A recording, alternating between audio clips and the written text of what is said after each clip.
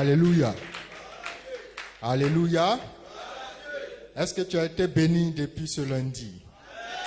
Si tu as été béni, acclame encore le Seigneur.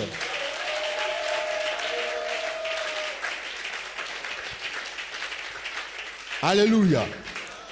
Je voudrais véritablement bénir le Seigneur pour son serviteur, le père de la maison, le premier responsable, parce que c'est une grâce que nous soyons là. C'est parce qu'il a aussi entrepris. Alléluia. Il a pris l'initiative. Il s'est battu pour que cette œuvre voie le jour et qu'il y ait plusieurs missions miracles dans toute la Côte d'Ivoire. Alléluia. C'est aussi de l'entrepreneuriat et je voudrais qu'on acclame encore le Seigneur pour son serviteur, l'apôtre Jean-Noël Assé. Alléluia. Merci, cher Père, pour la confiance. Que le Seigneur vous bénisse abondamment. On peut s'asseoir. Je voudrais également qu'on acclame le Seigneur aussi pour notre Père, notre Papa à tous, le docteur Armand Afoum. Amen.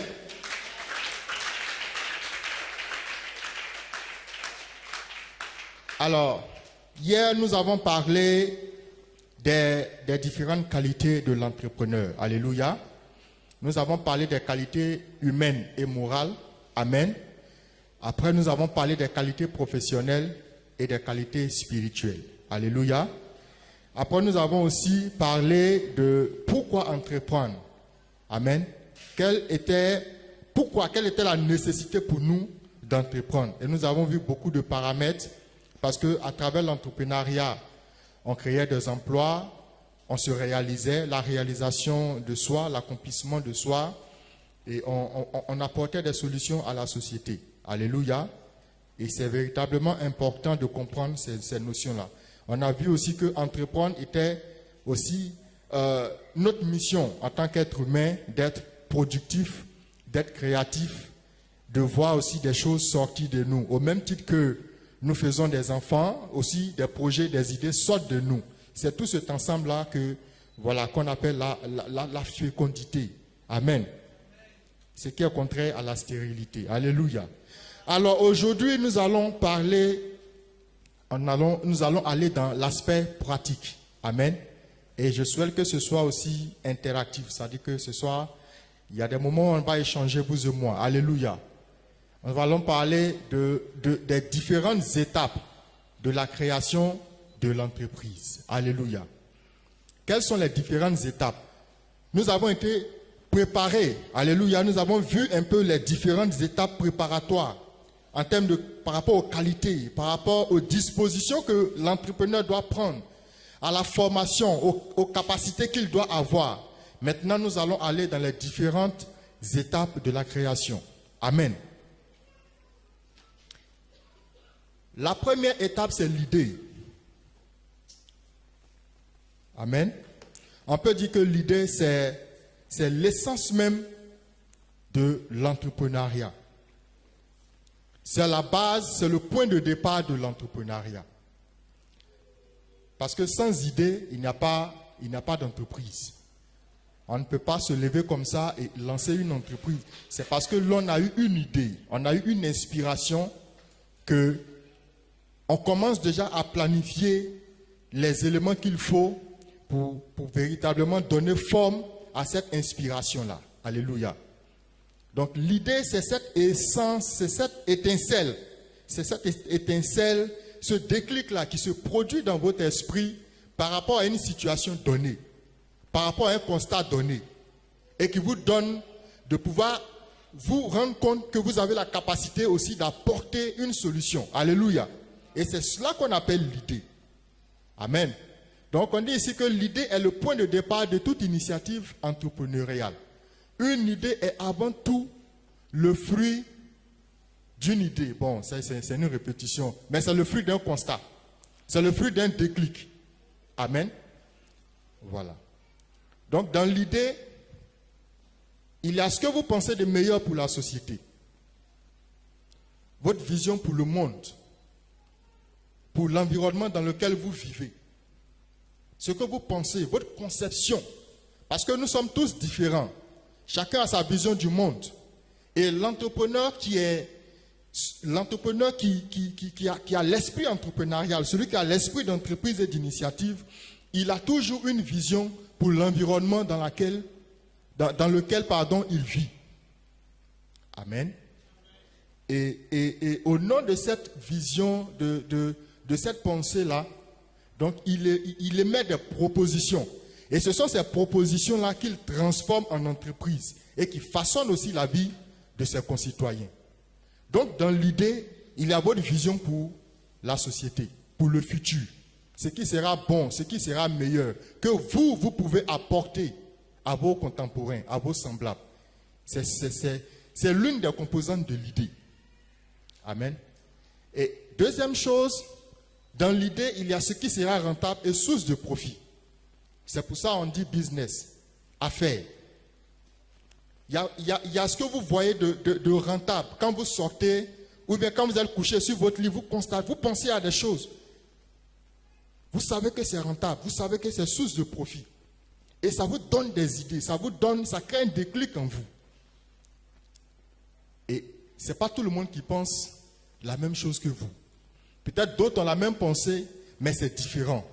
Peut-être que pour vous, votre conception de cette situation à l'instant précis va plus loin que les autres. Donc dans l'idée, il y a déjà la rentabilité et le profit. Amen. Troisième chose, dans l'idée, il y a ce qui peut changer la vie d'une communauté.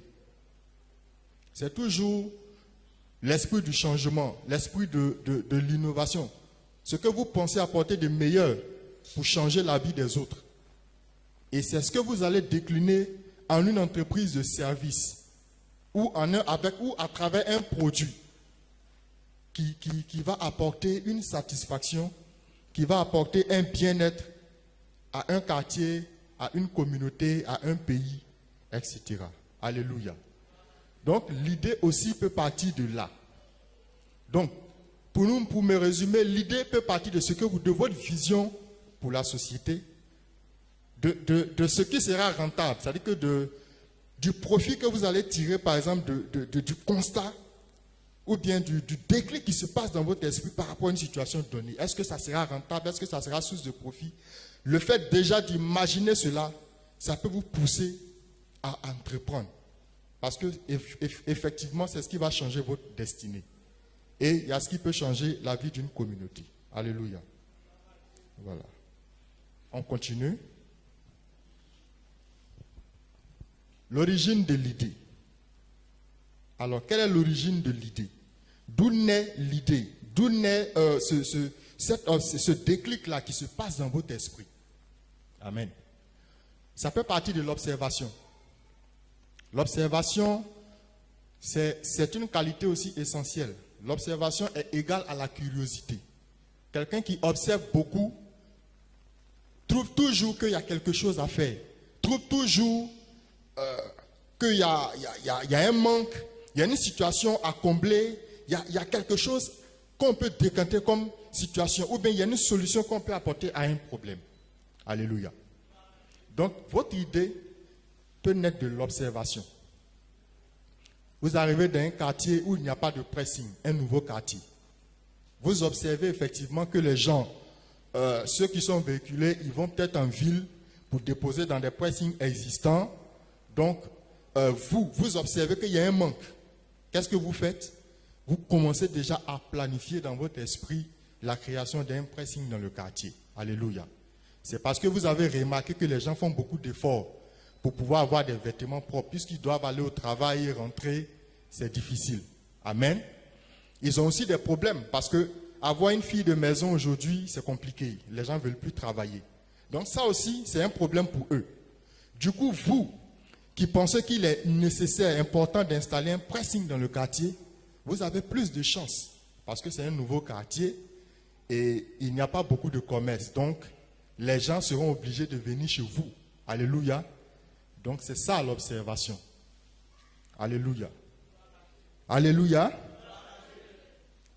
La deuxième chose, c'est le besoin exprimé sur un marché, un produit inexistant, une pénurie, une offre plus chère ou une offre à parfaire. Alléluia. Je vais expliquer. Alors, il existe, il peut arriver que sur un marché potentiel, il y a un produit, par exemple, qui manque, qu'on voit dans les autres pays et qui n'est pas encore arrivé ici. L'entrepreneur qui est très averti et qui est observateur, qui est curieux, se rend compte que ce produit-là, par exemple, si je le fais venir en Côte d'Ivoire, j'ai une chance potentielle de me faire beaucoup d'argent et de me positionner. Parce que ce n'est pas un produit qu'on utilise encore ici. Donc, ce sens de la curiosité et le fait que ce besoin-là s'exprime sur un marché, en comblant ce besoin-là déjà, l'entrepreneur aussi arrive à se positionner. Donc, le besoin exprimé sur un marché pour un produit inexistant. On en a beaucoup. Pour ceux qui sont tout le temps, qui utilisent Internet, je pense qu'il faut utiliser Internet à bon escient. Voilà, parce qu'il y a beaucoup de distractions sur Internet, mais utiliser pour sa propre réussite, c'est important. Vous avez des moteurs de recherche comme Google, le même Facebook que les autres utilisent pour faire les commérages, pour regarder des actualités qui nous distraient, qui nous éloignent de la réalité. Mais dans un autre sens, on peut utiliser pour rencontrer de nouveaux partenaires, de nouveaux produits, des innovations, des choses qui n'existent pas ici et qui peuvent aussi nous impacter et changer notre destin. Alléluia. Allez faire des recherches sur des moteurs de recherche comme Google. Rechercher de nouveaux produits. Alibaba.com, c'est qui est le plus gros site e-commerce au monde, où toutes les usines chinoises se retrouvent. Vous trouverez des choses extraordinaires qui ne sont même pas présentes ici et que vous pouvez faire venir sur le marché et vous positionner. Donc, il y a ce besoin-là. Amen. Le besoin exprimé sur un marché pour un produit où il y a une pénurie. Alors là, je prends une anecdote parce que pendant la crise sanitaire, tout le monde était à la maison. Les gens ne sortaient pas. Au début, on faisait rentrer les cache-nez et les thermomètres. C'est ça, non? Les thermomètres. Et à un moment donné, il a commencé à avoir une véritable pénurie parce qu'il n'y en avait plus sur le marché. Et tout le monde était enfermé et c'était difficile. Les enchères sont tellement montées que les premiers qui ont fait rentrer les cache-nez, les thermomètres ont eu beaucoup d'argent. Alors, un matin, je prends mon téléphone, j'ouvre mon Facebook, je commence à lancer une annonce. Thermomètre et cache-nez disponibles sur commande. Me voici en contact avec tout Abidjan. Il dit, mais ça c'est intéressant ça. En pleine crise sanitaire, donc là, il y a une possibilité. Et je voudrais ouvrir une parenthèse. Ne voyez jamais une crise comme une fatalité. Au contraire, pendant que les âmes crépitent, il y a des gens qui sont en train de gagner des milliards. Ayez toujours ce réflexe-là de profiter de chaque opportunité. Chaque crise fait ses riches et fait ses pauvres. Alléluia. Chaque crise fait ses riches, chaque crise fait ses pauvres. Vous, soyez dans la position de ceux qui vont s'enrichir, quelle que soit la situation. Parce que vous devez être créatif. Saisir chaque opportunité. Donc, il y a un grand frère qui m'appelle, il est transitaire comme moi. Il dit, mais mon petit, est-ce que tu es sûr de ton affaire? Il dit, non, grand frère, il faut envoyer seulement, tu vas voir ce qui va se passer. Il m'envoie l'argent. Je fasse la commande en Chine. Heureusement pour moi, parce qu'après, ils ont fermé le circuit. Dès que les cache-nez sont arrivés, on a livré. On a pris pour nous, même quand on n'est pas sorti de la maison. Pendant que les autres pleuraient, tout était fermé. J'ai pu m'en sortir, j'ai pu pour moi. Alléluia. Donc, c'est ça l'initiative. On pouvait s'asseoir. Je pourrais m'asseoir pour dire non, mais il y a une crise, c'est compliqué, les gens ne sortent pas, il faut des cache-nez, tout ça. Bon, ok, moi j'en ai, je peux proposer. Il faut proposer. Il faut toujours proposer. Surtout quand il y a des crises, il faut réfléchir à comment sortir son épingle du jeu. Parce que c'est là où il y a le plus de besoins. C'est là où les autres, ceux qui étaient forts, deviennent faibles. Toi, tu peux commencer à devenir fort à partir de cet instant. En fait, nous, enfants de Dieu, on ne doit pas avoir de limites. On doit être de bons opportunistes. Quand il y a une situation comme ça, commence à appeler autour de toi. Dieu, dans ton quartier là-bas, c'est comment? Il y a quelque chose qui monte. Okay. Moi, je connais un de mes petits frères qui a acheté pratiquement une 50aine de cartons de gel main en zone industrielle. Avant même que les choses ne se gâtent. Mais il a vendu, il a eu beaucoup d'argent. C'est parce qu'il a eu le réflexe. Il a eu le réflexe d'acheter, stocker et vendre quand il y avait une extrême pénurie. Je pense que cette entreprise-là, s'ils ne sont pas riches pour les 50 années à venir, franchement, parce que c'est eux qui ont fait le plus de chiffre d'affaires pendant cette crise-là. Amen. Donc ça veut dire que pendant que d'autres entreprises fermaient, il y a d'autres sociétés qui étaient en train de prospérer. Et même prospérer au-delà de leur espérance. Parce que le même produit qui se vendait à 1000 francs, on le vend à 10 000. Donc le pourcentage est élevé. Alléluia. Donc quand il y a une pénurie, il y a aussi une opportunité à trouver matière à créer une entreprise ou à entreprendre, à lancer un business.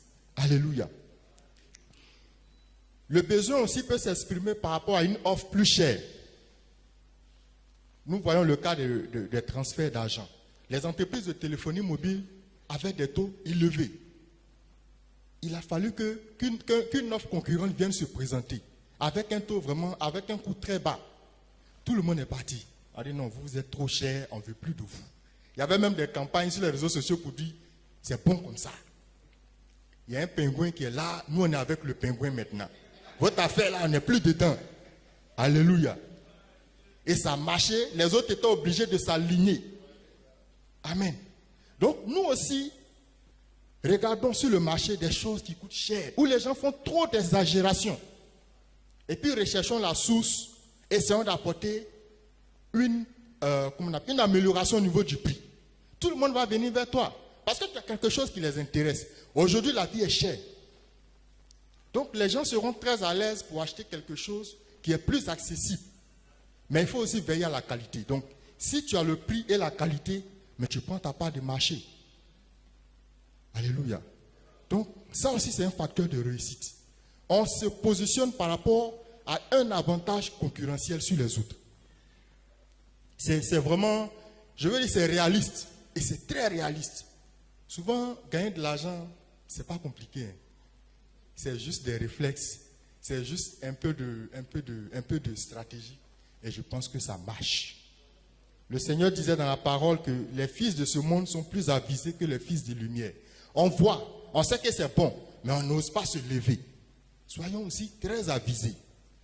Soyons très avisés, très intelligents. Il faut utiliser ces capacités-là pour saisir ce qui nous revient de droit. Amen. Il ne faut pas qu'on laisse ça aux autres qui viennent de loin et qui sont assis. Il a 50 gabadrons. Il gagne des millions chaque mois. Alors que toi, tu te lèves, ton premier réflexe, c'est d'aller manger chez lui. Bon. Demain, quand il va construire chez lui des immeubles, tu vas dire que non, ceux-là, leurs affaires là, ils sont trop dans les trucs compliqués là. C'est des féticheurs. Non. Il n'y a pas de fétiche dans la réussite. Amen. Et une offre à parfait. Bon, c'est aussi la même chose par rapport à l'offre qui est plus chère. Une offre sur le marché peut avoir des limites. Alléluia. Ton idée peut venir du fait que toi, tu as pris la décision d'améliorer les choses. Donc, le fait que toi, tu apportes une solution, une meilleure version, par exemple, du produit ou du service qui existe sur le marché, tu te fais une position. Tu te fais une place de marché. Alléluia. Amen. L'idée peut venir aussi d'un modèle de succès existant à l'international ou bien sur le plan national. Et je m'explique. Pourquoi je parlais d'utiliser Internet pour rechercher des produits, tout ça? Parce que il y a des entreprises qui ont fait leur preuve à l'international. Amen. Je vais prendre un exemple. On a les McDo, on a quoi encore? On a d'autres, Burger King. Amen. Mais il y a une jeune, KFC. C'est des modèles qui ont fait leur preuve en Occident. Mais il y a une jeune dame ivoirienne qui a créé Dabali Express. Est-ce que vous connaissez? Alors, le même plat que tu vas manger chez la maman à midi, elle te donne ça dans un style fast-food, bien chic, bien emballé, et puis à un bon prix. Peut-être même au même prix que là où tu mangeais à midi. Alléluia. Si tu veux, on peut te livrer aussi au bureau, à la maison. C'est une innovation. Elle s'est servie d'un modèle existant qui a fait ses preuves et elle a adapté ce modèle-là à un modèle typiquement ivoirien. Sinon, elle pouvait faire la même chose. Prendre une franchise parce que ces mêmes structures existent ici. Mais elle l'a adapté. Amen. Donc, il ne suffit pas d'imiter. Tu peux imiter, mais il faut avoir ta version locale. Et ça va devenir une innovation et tu vas aussi te faire ta place. Parce qu'en affaires, le plus important, c'est d'avoir sa place. Et comment tu gagnes ta place? En te positionnant avec un modèle qui a déjà fait ses preuves. Alléluia. Donc c'est pour ça que quand on est en train de naviguer sur le téléphone, il faut avoir cet esprit-là, d'aller sur des plateformes qui parlent d'affaires, qui parlent de business, qui montrent des choses qui sont vendables. Parce que moi, c'est mon quotidien. Je ne regarde pas la télé comme ça. Moi, ma télé, c'est Internet. Je prends toutes mes informations d'Internet. Donc ça fait que, en termes d'information, d'innovation, on essaie d'être toujours à jour parce que tout va vite. Amen. Voilà. L'actualité est tellement politisée que c'est mieux d'aller là où on parle d'argent, business, parce que c'est l'argent qui influence les décisions politiques. Alléluia. Voilà. Et le quatrième point, c'est une information. L'idée peut venir d'une information capitale, fruit d'une rencontre décisive. Alléluia. Je disais hier que le succès était aussi le fruit de rencontres. Alors vous pouvez avoir un choc par rapport à une idée que quelqu'un va vous donner. Comme le grand frère, le banquier qui me parlait du vieil Aoussa qui avait 300 autos et qui gagnait 3 millions par jour. Ça, c'est des informations.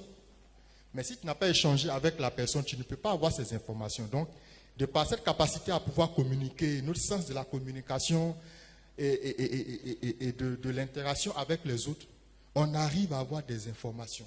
Parce que chacun a sa vision du monde. Il y a des gens qui sont déjà rompus à la tâche, qui sont déjà entrepreneurs. Ou bien qui sont dans un milieu d'entrepreneurs. Ils peuvent partager des informations très importantes qui vont créer le déclic. Amen. Et c'est ce déclic-là qui va aussi vous permettre d'entrer dans une sorte d'une dynamique de création d'une activité. Amen.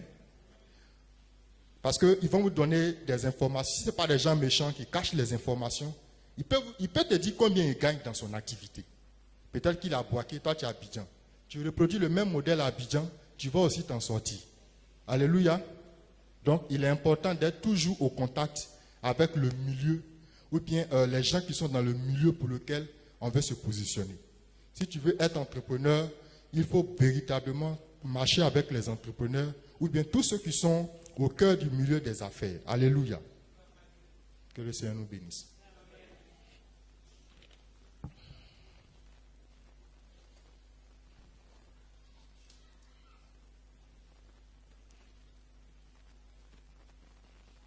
L'autre point, c'est la volonté de changer le monde en apportant une innovation.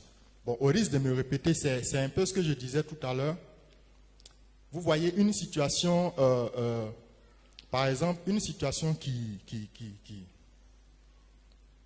auquel vous pensez pouvoir apporter une solution, un changement.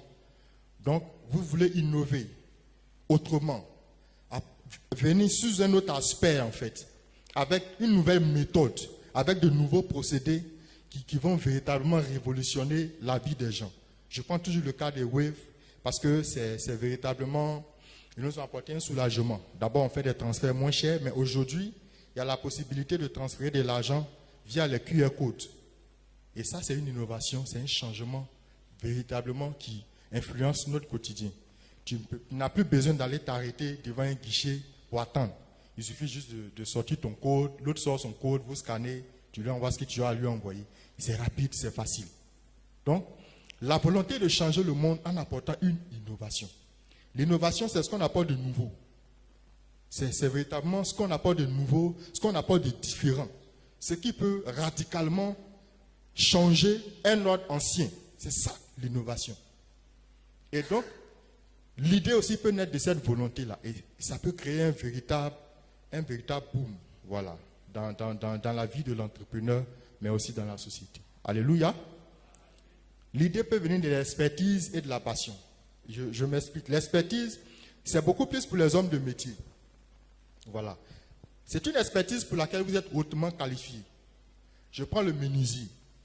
Ou bien je prends par exemple le maçon, l'entrepreneur en bâtiment, le comptable.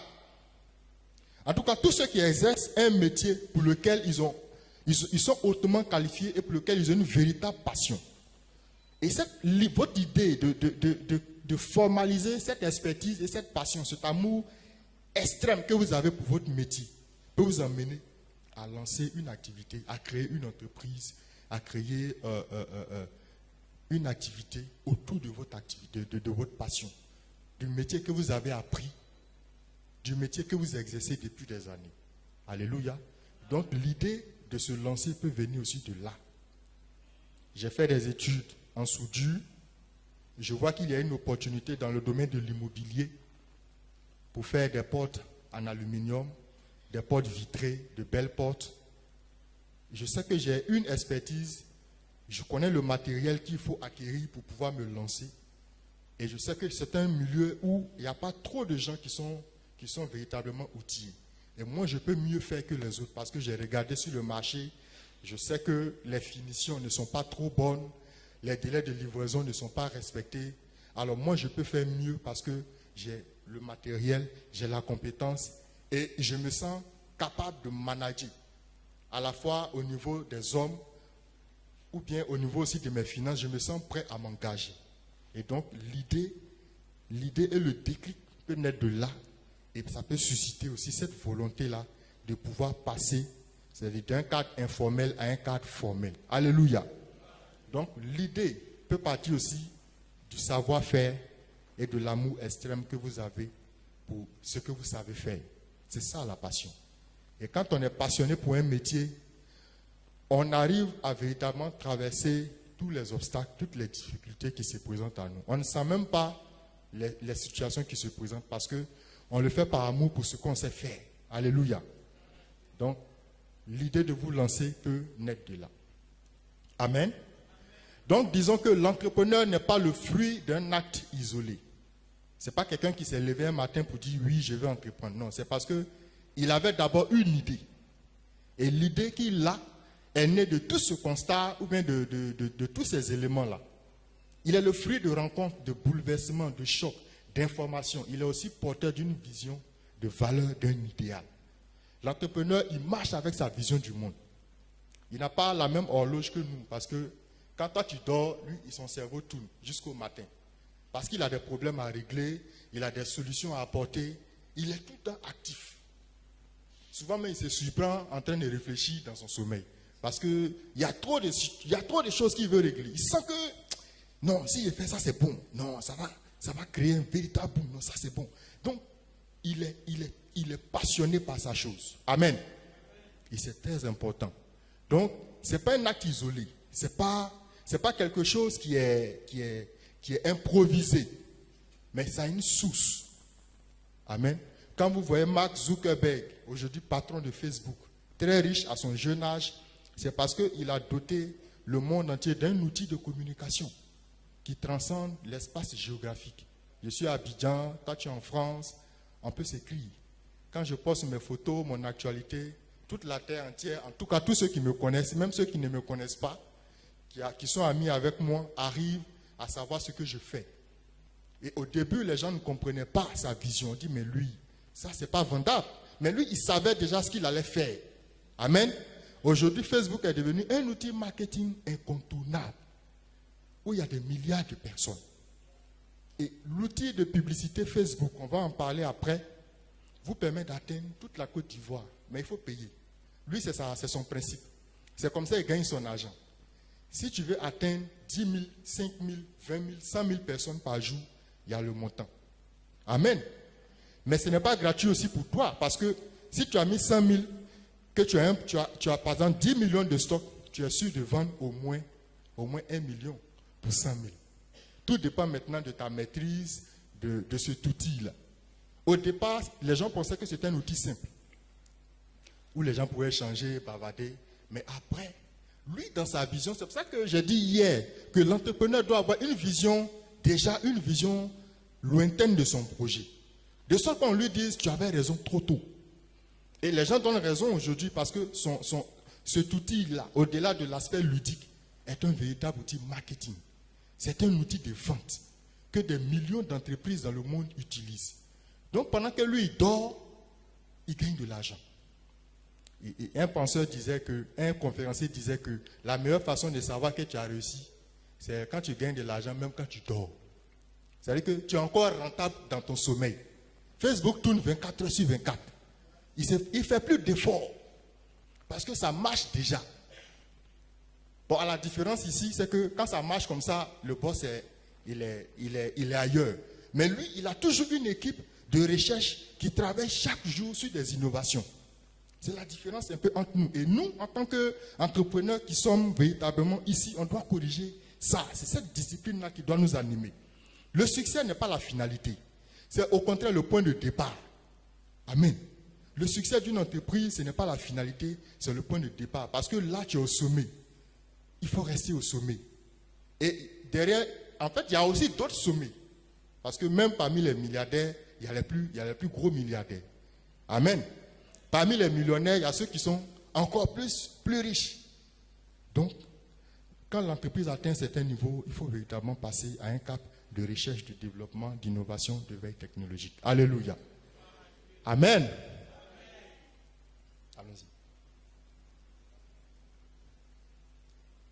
Les caractéristiques de l'idée. Alors, ce que je vais dire, c'est que le point de départ, c'est-à-dire que dans les étapes de la création de l'entreprise, c'est vrai, vous passez par l'idée. Pourquoi on insiste beaucoup sur l'idée? Parce que c'est la charnière centrale, c'est la base, c'est le point focal, c'est le point de départ de votre initiative. Donc, qu'est-ce qui doit caractériser votre projet? Amen. La première chose, c'est que votre projet soit fiable et que votre projet soit rentable, donc vendable. Amen. Vendable. Et pour pouvoir vérifier la fiabilité et l'aspect rentable de votre projet, il y a des questions que vous devez vous poser. Il y a des questions que vous devez vous poser et la réponse à ces questions-là va vous permettre de savoir si effectivement votre projet est rentable ou pas. Alléluia. Amen. Alors, la première question, c'est quelle est la vision de ce que vous voulez créer? Quelle est la vision de l'entreprise, du magasin, de l'affaire, de l'activité que vous voulez lancer? Quel est le motif? Est-ce que c'est lié à un besoin que vous voulez combler? Est-ce que c'est lié, par exemple, à un changement que vous voulez apporter? Il faut que la vision elle-même soit véritablement liée à quelque chose de lucratif. De sorte que quand vous allez expliquer à votre auditoire, expliquer à vos partenaires financiers, ils soient réellement convaincus que oui, il fallait vraiment y penser. Non, c'est bon. Mais il faut me convaincre encore. Ça, c'est déjà un point de départ. Parce que après avoir expliqué, il y a des études, il y a beaucoup d'étapes. Amen. Donc, quelle est la vision de ce que vous voulez créer? Et la réponse à cette question-là doit inclure dedans l'aspect fiabilité, l'aspect rentabilité, l'aspect utilitaire. Parce que ce sont ces conditions-là qui font que la société tourne. Amen. Quel est le vide que vous voulez combler? La deuxième question. Quel est le vide que vous voulez combler? Un service inexistant, un produit inexistant dans un quartier, dans un pays, dans une commune. Vous sentez un vide. Parce qu'ailleurs, par exemple, les gens profitent d'un service ou d'un produit, mais dans votre environnement, vous ne voyez pas trop les gens le faire, ou bien les gens voient, vous ne voyez pas trop ce produit-là. Donc quel est le vide que vous voulez combler? En faisant par exemple venir ce produit-là, en lançant une activité qui effectivement vient combler ce vide-là. Amen. Amen. Par exemple, quand j'étais en service dans l'ouest du pays, j'ai fait 4 ans à l'ouest, à Mans, je me suis rendu compte d'une chose. C'est que c'est une zone où les gens n'ont pas idée de comment ils peuvent devenir vraiment riches.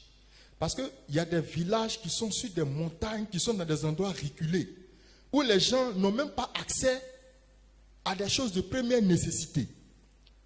Je prends un exemple simple, le poisson.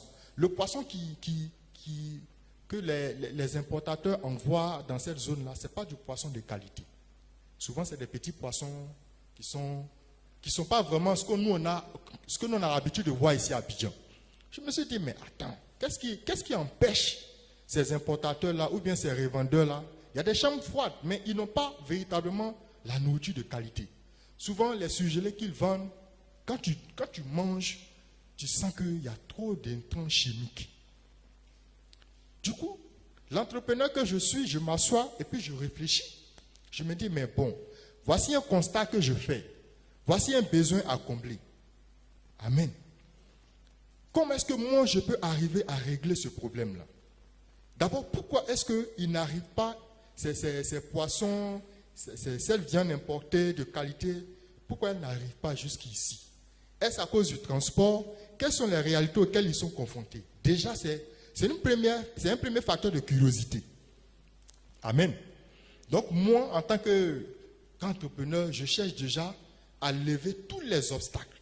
Et en levant ces obstacles-là, tu es en train de régler un problème. Mais un problème qui va véritablement te positionner. Deuxième chose, comment accéder à ces endroits reculés-là? Ils ont l'argent, mais ils n'ont pas à manger. Ils n'ont pas du poisson. Il y a des villages même, vraiment, il faut avoir une bonne 4x4 bien solide, sinon tu ne pourras pas y aller. Amen.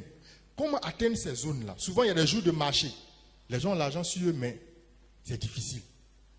Amen. Donc, je veux dire, c'est des matières à réflexion. Trouver le vide et le combler. Donc, quel est le vide que vous voulez combler? Votre idée. Quel est le vide que votre idée veut combler? Alléluia. Ensuite, quel est le problème auquel vous souhaitez apporter une solution? Parce que là où il y a problème, il y a forcément une solution. Il y a toujours des problèmes autour de nous. Même quand on sort d'ici jusqu'au plateau, on voit toujours des lacunes, des problèmes, des situations. Amen. Notre capacité à apporter des solutions en lançant une activité aussi, c'est véritablement important. Alléluia. On continue. Quel est l'impact? Amen. Quel est l'impact que vous voulez créer? Quel est l'impact que vous voulez créer? Alléluia. Alors, le produit, l'entreprise, votre idée a forcément un impact. Donc vous, en réfléchissant et en répondant à toutes ces questions, vous savez déjà en vous-même quel impact. Vous vous mettez en fait à la place du client, à la place de l'utilisateur final, parce que c'est comme si vous vous vendez à vous-même. Vous savez quel impact ce produit-là aura sur vous. Amen. Donc il est important aussi, en répondant à cette question-là, ça vous permet de savoir si votre projet, ou bien si votre produit, ou bien le service que vous voulez lancer, répond aux besoins actuels, répond aux besoins immédiats, et peut rapidement se vendre. Amen. Quel est le changement dans la vie des gens que vous apportez? Quel est le changement dans la vie des gens que vous apportez? Alors à ce niveau, je vais prendre un exemple simple. Jumia et le e-commerce. Avant Jumia, on ne connaissait pas véritablement le e-commerce. Il fallait se déplacer, il fallait venir à Djamé, il fallait venir au centre-ville, dans les grands supermarchés, les centres commerciaux pour pouvoir acheter. Amen. Mais aujourd'hui, depuis le confort de notre maison, on peut aller sur Jumia, commander et se faire livrer à la maison. Donc, on ne se déplace plus. Et puis, en fait, pour le même produit, vous allez voir plusieurs prix. Donc, le temps que vous allez prendre pour négocier avec X vendeurs, aller chez tel vendeur, ça prend toute la journée souvent. Pour nos mamans qui vont à Djamé, tout ça. Mais, avec le e-commerce aujourd'hui, avec Jumia, vous pouvez vous asseoir à la maison, commander, le produit vous trouve. Et vous avez la possibilité de chercher le meilleur prix, parce qu'il y a beaucoup de vendeurs. Moi-même, je suis vendeur sur Jumia. Amen. Donc, souvent, quand tu regardes, tu vois qu'un a baissé son prix, toi aussi, tu fais l'effort de baisser ton prix, sinon ton produit ne va pas marcher. Donc, c'est une guerre de prix entre nous, les vendeurs. Amen. Donc, c'est un changement. C'est un véritable changement.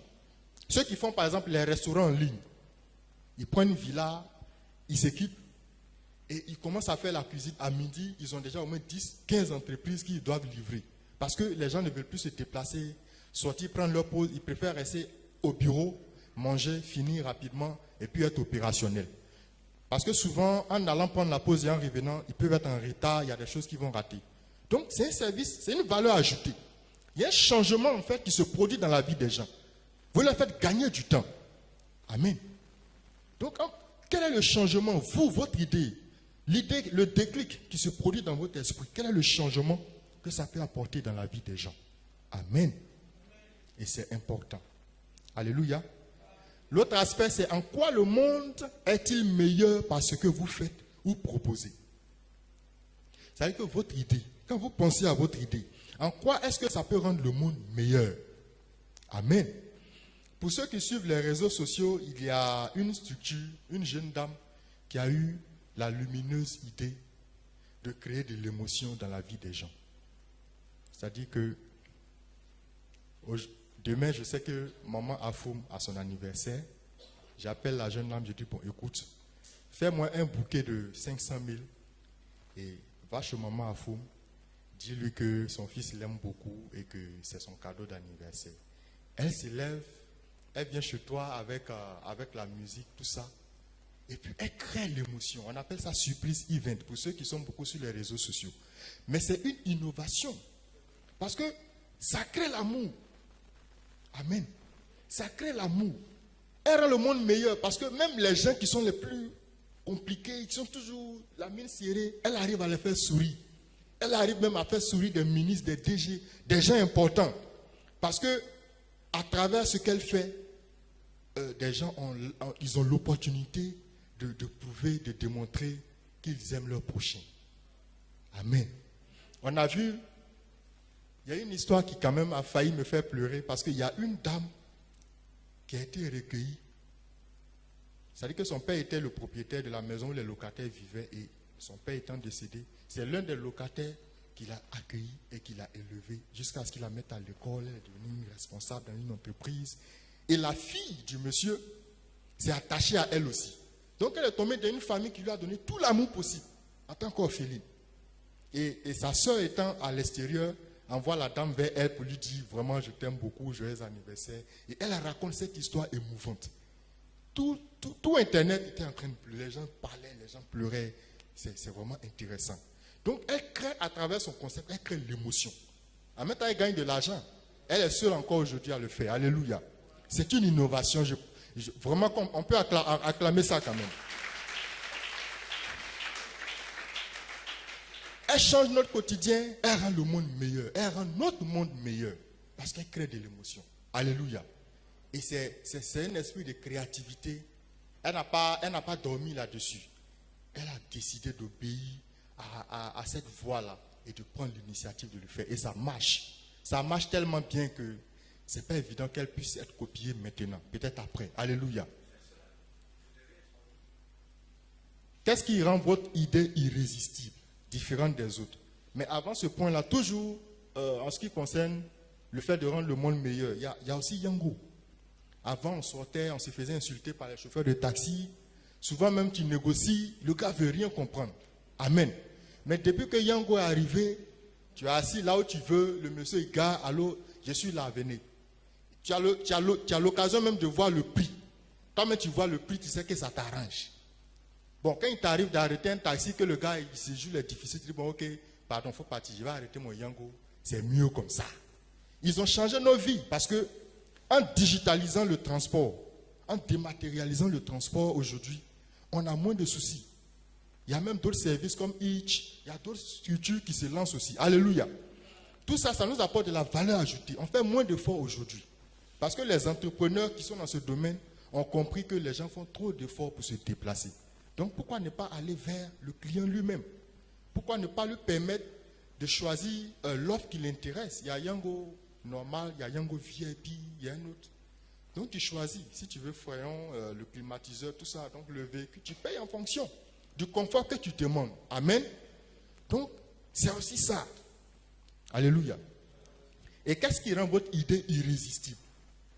Quand vous pensez à votre idée, quand vous analysez votre idée, qu'est-ce qui fait que quand vous allez expliquer à quelqu'un, il va dire non, ça je te finance tout de suite. Parce que ça, on va gagner de l'argent. Je suis sûr qu'on va gagner de l'argent. Alléluia. Qu'est-ce qui rend ton idée irrésistible? Qu'est-ce qui fait que ton idée est véritablement, voilà, quelque chose d'essentiel? Amen. Et déjà, il faut voir dans ton idée le caractère innovation, le caractère utilité et l'impact que ça va créer. S'il y a ces trois choses dans ton idée, tu es sûr que ton idée, véritablement, va créer un wow dans l'esprit des gens. Ils vont dire oui, véritablement, il fallait y penser. Chapeau, mon frère, tu vas réussir. Je vois déjà ta réussite. Bon, donne-moi ton numéro. Il faut que toi et moi on devienne camarades parce que tu ne vas pas manger seul. Alléluia. Ils voient déjà que ton idée va tout de suite. Ça va prendre. Parce qu'ils sentent déjà le caractère innovant. Ils sentent aussi l'utilité, ce que ça va apporter dans la vie des gens et dans l'impact. Donc, si vous répondez à cette question, qu'est-ce qui rend votre idée irrésistible, différente des autres? Si vous avez la réponse à cette question, c'est que déjà vous êtes encore sur le bon chemin. Alléluia. Alléluia. On va dans le prochain. Voilà. Alléluia. Quand vous êtes posé ces questions, il faut maintenant aller à l'autre étape. C'est rendre votre idée, transformer votre idée en une véritable opportunité d'affaires. C'est-à-dire que là, vous êtes en train de franchir un cap. Vous avez fini de vous poser toutes les questions. Vous avez fini c'est une autre étape de validation en fait. Là maintenant, c'est l'étape de la rentabilité du business. C'est-à-dire que la transition de l'idée maintenant à l'opportunité d'affaires. Et une opportunité d'affaires, on a dit ici que le défi majeur pour celui qui veut entreprendre, c'est rendre viable et fiable son idée. Assurer la transformation de son idée en une opportunité d'affaires et de l'opportunité d'affaires en une entreprise rentable. Amen. Et je vais te donner un peu quelques caractéristiques de l'opportunité d'affaires. Qu'est-ce qui doit caractériser une opportunité d'affaires? La diapo suivante, s'il vous plaît. Alors, une opportunité d'affaires, elle doit être attractive. Ça veut dire qu'elle doit véritablement être source d'attraction. Amen. Elle doit tout de suite attirer. Et elle doit être aussi durable. Ce n'est pas quelque chose, on parle de ça et puis on oublie. Mais ça doit garder un impact dans votre esprit. Donc, attraction, durabilité. Ça veut dire que sur le long terme, alléluia. Ça veut dire que c'est une idée, c'est une opportunité qui peut être exploitée pendant des années. Ce n'est pas quelque chose de saisonnier où on fait et puis on arrête. Non. Tu dois sentir que même sur les 10 prochaines années, les 20 prochaines années, les 30 prochaines années, c'est une idée qu'on pourra exploiter et réexploiter. Alléluia. Donc il est important que l'opportunité d'affaires soit attractive, durable et planifiable dans le temps. Amen. Planifiable dans le temps, ça veut dire que cette opportunité-là doit pouvoir, cette opportunité d'affaires doit pouvoir être, doit suivre des étapes, doit pouvoir suivre une certaine dynamique, peu importe le nombre d'années. Alléluia. Et enfin, une opportunité d'affaires doit créer de la valeur ajoutée. Elle doit apporter quelque chose de nouveau. On ne se répète pas, hein, on est toujours dans une certaine logique. Alléluia. Elle doit créer de la valeur ajoutée pour les utilisateurs finaux, pour ceux à qui elle est destinée. Alléluia. Amen. Alors, on va maintenant dans l'aspect très pratique. L'élaboration du projet. Si vous suivez très bien ma logique, nous évoluons selon plusieurs phases. Amen. Là maintenant, nous sommes dans l'élaboration du projet. Voilà. Nous sommes dans l'élaboration du projet. Dans l'élaboration du projet, vous êtes amené à parler de l'étude du marché. Amen. L'étude du marché. Parce que le marché lui-même, c'est le secteur d'activité dans lequel vous êtes en train d'opérer. Vous êtes en train de vouloir opérer. Vous êtes en train de vouloir lancer votre projet, lancer votre activité. Donc, il est important pour vous de quand même faire des études objectives afin de savoir véritablement si là où vous mettez les pieds, cela sera profitable pour vous. Amen. Cela ne sera pas pour vous une perte de temps. Amen. Donc, dans l'étude de marché, il faut savoir quoi offrir. Qu'est-ce que vous proposez? Vous proposez quoi? C'est un produit? C'est un service? Donc, vous devez déjà définir. Ou bien c'est une expertise. Il faut déjà pouvoir définir cela. Amen. Ça, c'est dans l'étude de marché. Il faut aussi savoir à qui vous vous adressez. Est-ce que, par exemple, c'est un magasin pour articles d'enfants que vous voulez faire? vendent les berceaux, les biberons, les habits d'enfants, les chaussures d'enfants. Donc, vous, votre cible, c'est qui? Les parents, d'abord. Amen. Vous devez savoir votre cible. À qui vous vous adressez? Est-ce que vous vous adressez à une certaine catégorie de personnes? En fonction de ça, vous saurez si votre activité sera rentable ou pas. Parce que si vous lancez une activité où il y a peu de personnes intéressées, ça ne sera pas véritablement profitable. Amen. Donc, le plus important aussi, c'est de savoir à qui vous vous vendez. Quelle est la cible? Qui sont les clients? Amen. Ensuite, pourquoi? C'est ceux-là que vous avez choisis. Qu'est-ce que votre produit est censé leur apporter? Amen. C'est des choses que vous devez définir dans votre étude du marché. OK? Maintenant, si vous répondez au pourquoi, vous allez répondre au comment. Le comment, c'est quelle est la stratégie que vous allez utiliser pour pouvoir atteindre ces cibles-là, pour pouvoir convaincre ces personnes-là. Là, c'est la stratégie de distribution, la stratégie de vente. Amen. Donc, le pourquoi, c'est cette cible-là. Pourquoi, par exemple, j'ouvre ce magasin pour articles d'enfants? À qui je m'adresse? Aux femmes, aux papas, aux personnes, aux enfants eux-mêmes? À qui? Et pourquoi c'est eux? Qu'est-ce que je suis censé leur apporter? Qu'est-ce que ce produit, bien ce service-là est censé leur apporter? Et comment est-ce que je m'y prends pour pouvoir les atteindre? Donc, vous allez développer toute une stratégie commerciale pour aller vers eux, pour pouvoir vendre. Donc, l'aspect commercial, l'aspect distribution. Alléluia. Maintenant, il y a le où, c'est-à-dire, quelle est la zone? Est-ce que c'est en ligne que vous voulez vendre? Si vous avez la possibilité de faire la vente en ligne, vous savez déjà quelle est votre sphère d'influence. Si c'est par exemple dans le quartier ici, vous savez déjà quelle est votre sphère d'influence. Amen. Mais il faut savoir une chose. On est plus bien positionné quand on s'adresse à beaucoup de personnes qu'à une catégorie restreinte. Amen. Donc il est important de tenir compte de ça. Maintenant, la dernière chose au niveau de l'étude de marché, c'est le coût. Est-ce que votre prix est concurrentiel? C'est vrai que vous vous adressez, vous vendez des articles pour enfants. C'est évident que d'autres aussi le font. C'est vrai que vous vous adressez à une certaine catégorie, par exemple aux parents, les parents qui ont des nouveaux-nés, par exemple, parce qu'eux, ils achètent. Donc, où vous vous installez et à combien vous leur vendez. Amen. Donc, c'est un ensemble d'éléments sur lesquels vous devez travailler et dont les réponses vont vous permettre de vous permettre d'être situé. Alléluia. Amen. Alors, deuxième étude à faire, c'est l'étude des moyens. OK? Les moyens ici, il faut voir d'abord les moyens techniques. Le lieu d'activité et puis le local. Donc, vous devez savoir combien ça va vous revenir, les différents coûts d'installation. D'abord, la zone où vous allez vous installer. Est-ce que cette zone-là est favorable à votre activité? Amen. Et est-ce que le local, enfin, tout ce qui est immobilier dans la zone, vous permettra, avec le budget que vous avez, de vous installer? Alléluia. Donc, l'étude de la zone d'implantation et aussi le local que vous devez. Est-ce que c'est un local qui demande, par exemple, des installations particulières? Tout ça, en fonction de ce que vous voulez faire, vous menez une étude adéquate qui va vous donner les réponses précises. Amen. Alléluia. Ensuite, il y a le matériel et les aménagements nécessaires. C'est ce que je disais tout à l'heure. De quoi vous aurez besoin pour vous installer? Le matériel qu'il faut. Si c'est par exemple un ébéniste qui a pour ambition de faire des meubles, tout ça, il sait quel matériel il a besoin. Donc, il faut avoir l'inventaire de son matériel.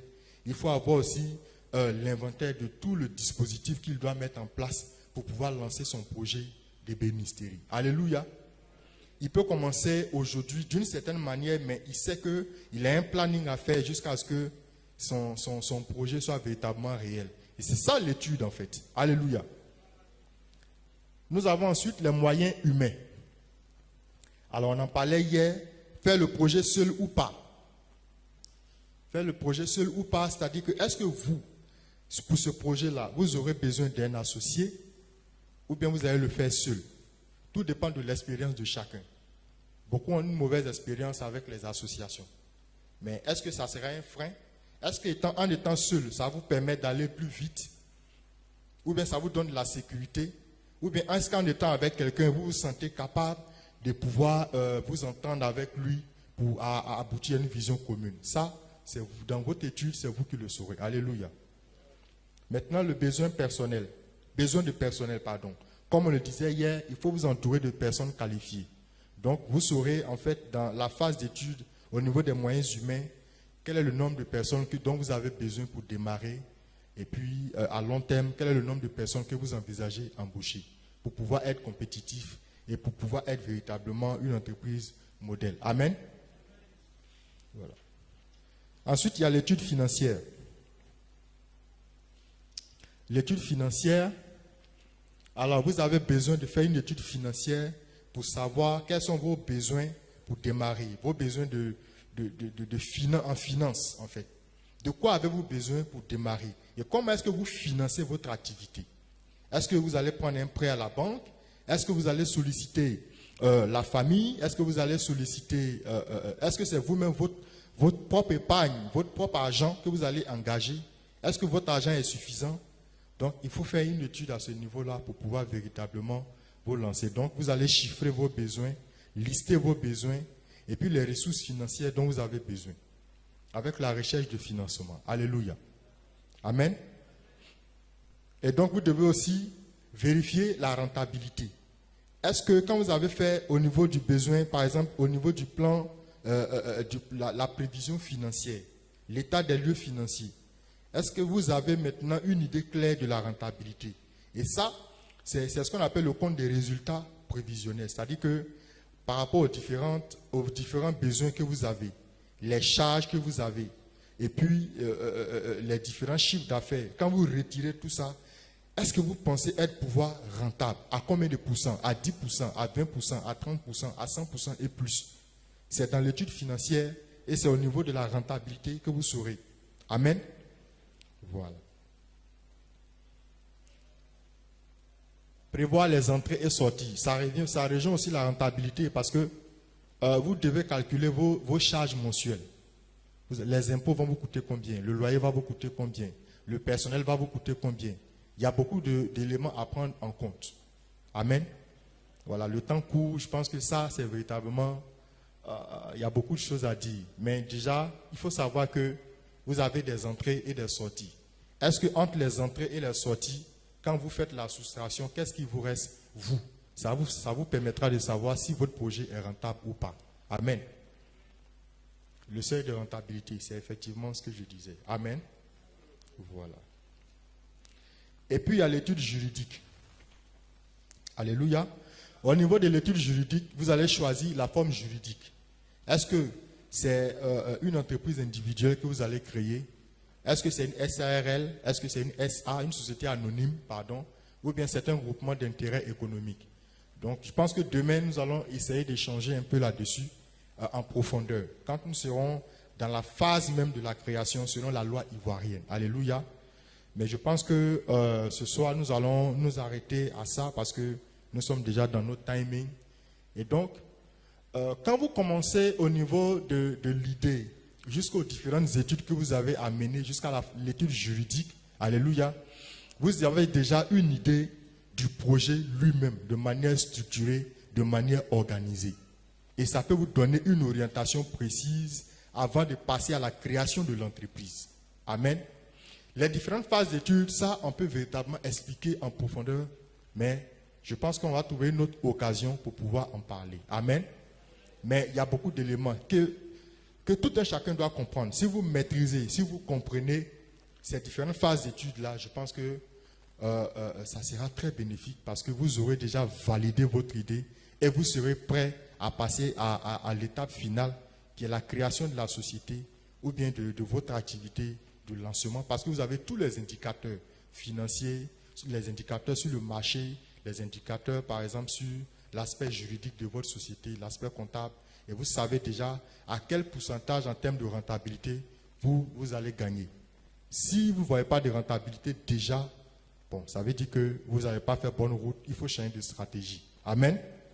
Il faut savoir être aussi souple en tant qu'entrepreneur. Amen. Je voudrais qu'on bénisse le Seigneur, on va s'arrêter là ce soir.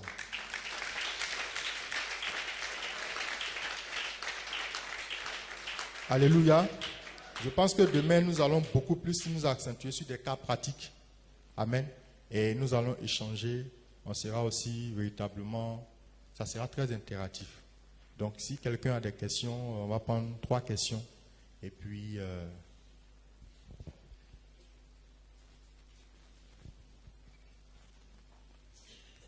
3 questions.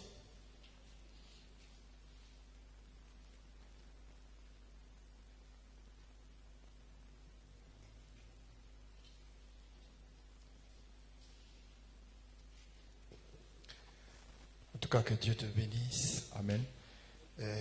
Dans ton intervention, tu as parlé des moteurs de recherche, Google, Alibaba, Amazon, et que faut savoir se poser les bonnes questions, ce qui peut rapporter dans le temps précis par rapport à ton expérience, comme tout le monde est là.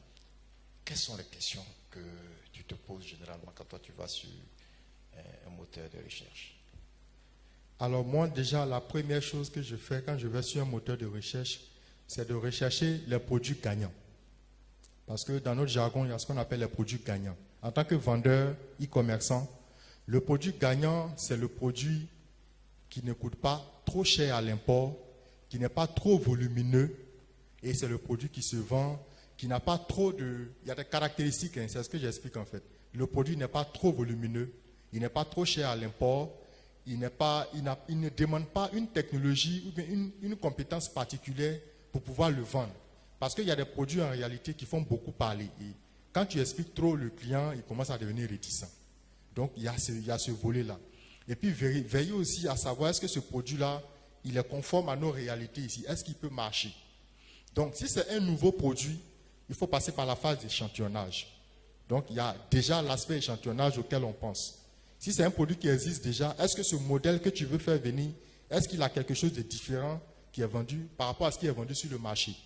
Donc c'est toutes ces questions-là que je me pose. Et c'est ce qui me permet véritablement de faire ma liste de produits gagnants et pour lesquels je me lance tout de suite. Voilà. D'autres questions?